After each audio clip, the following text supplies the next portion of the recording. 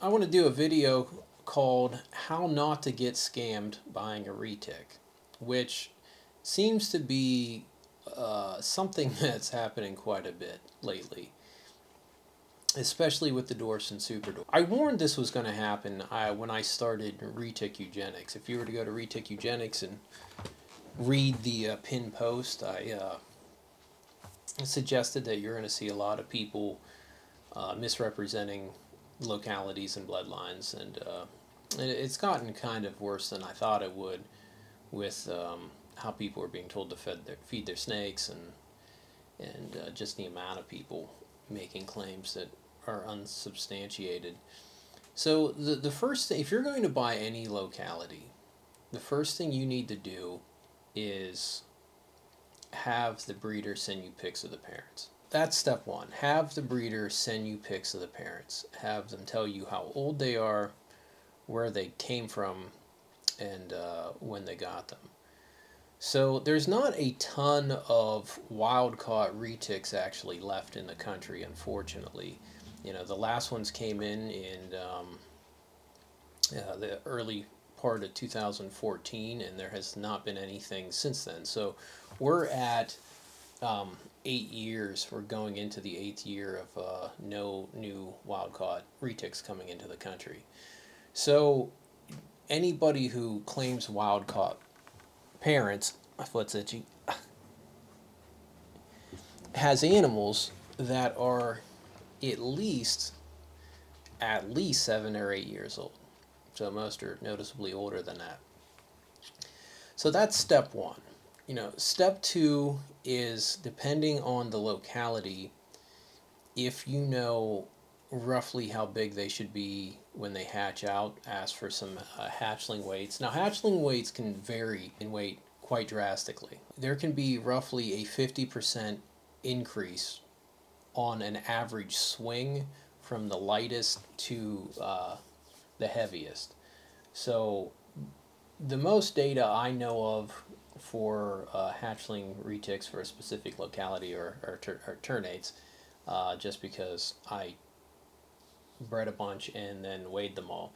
So they're averaging like 115 to 125 for grams. Now, you see a lot of people doing things with weights now.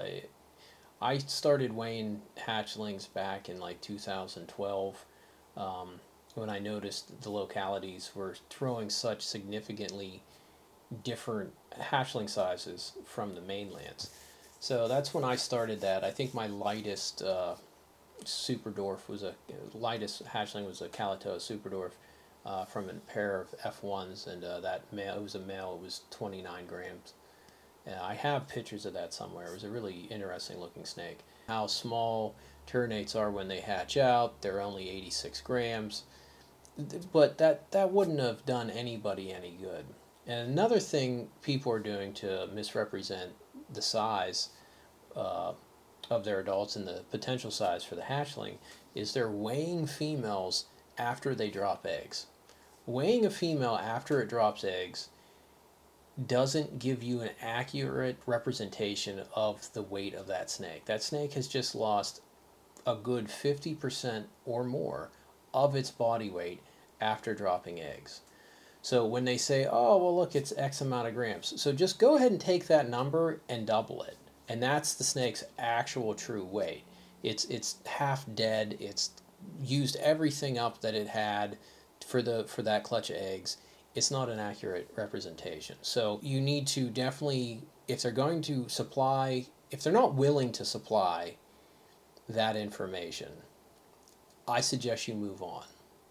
So if they're not willing to show you the adults, tell you their age, where they got them, when they got them, if they're not willing to show the whole clutch of hatchlings, so you can get an idea of just how big they are, all of them, and if they're trying to tell you the weight of a snake after it laid eggs, I would just move on.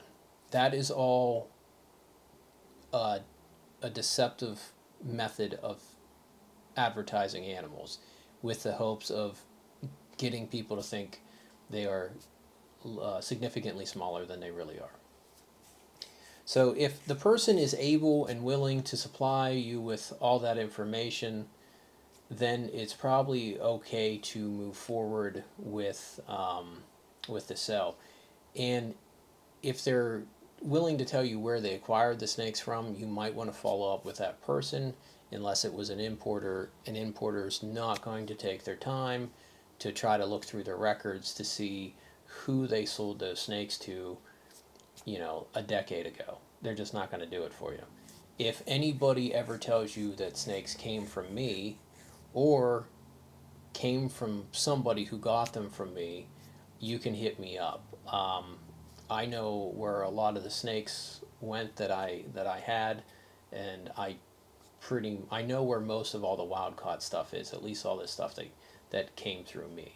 So if anybody ever says that this came from Rodney Bullock or so and so bought it from Rodney Bullock, feel free to hit me up. There's a really good chance I'll be able to corroborate that statement if it's true. So that is the number one way to ensure you're getting a locality.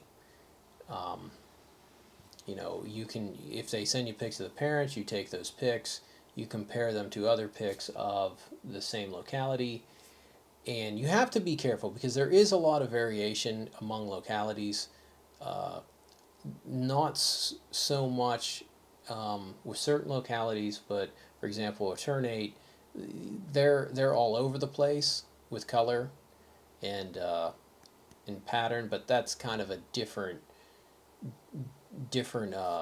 situation because I have all the data and I can show all the breedings, I can show all the parents, and I can go into depth on why I did what breedings and what look it produced. But when you're dealing with Calatoas, Medus, Karampas, Jamps, Kaiwatis, Tombolongans, Salayers, that kind of stuff, that they're pretty standard look to them, and typically a certain bloodline has a specific look to them. So you typically don't get anything too left field when it comes to color and pattern. And even when you get that, they usually still have the indicating markers of the locality for head shape and that kind of stuff. So it's usually pretty easy to identify a pure locality.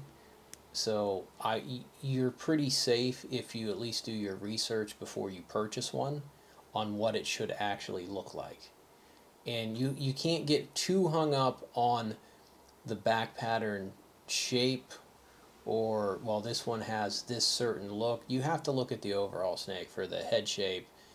You can look at head scales, but aren't those sometimes can give a good indication of locality or at least region of Indonesia, but you can't really use them alone for identification. Color spectrum, pattern, body type, head shape. Those are the main traits that you need to be comparing to correctly identify locality. So that's what you need to run through for making sure you don't get scammed on buying pure localities.